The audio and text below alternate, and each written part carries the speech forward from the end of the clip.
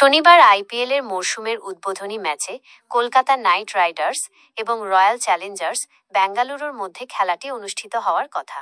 তবে আবহাওয়া দপ্তরের কমলা সতর্কতা জারির কারণে খেলাটি ভেস্তে যাওয়ার সম্ভাবনা রয়েছে।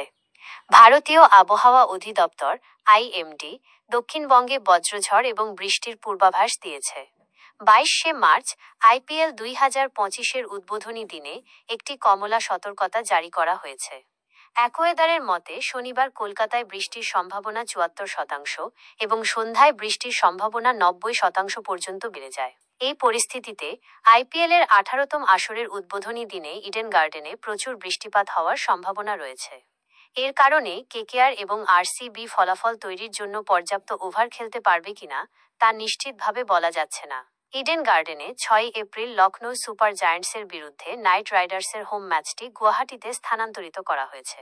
কারণ পুলিশ ওই দিন শহরে রামনবমী উদযাপনের কারণে আইপিএল প্রতিযোগিতার জন্য নিরাপত্তা দিতে অক্ষমতা প্রকাশ করেছে। উদ্বোধনী অনুষ্ঠানে দিশা পাটানি এবং শ্রেয়া ঘোষালও থাকবেন। আইপিএল এর প্রতিটি ম্যাচের আপডেট পেতে আপনি বিদ্যুৎ টেক চ্যানেলটিকে সাবস্ক্রাইব করতে পারেন।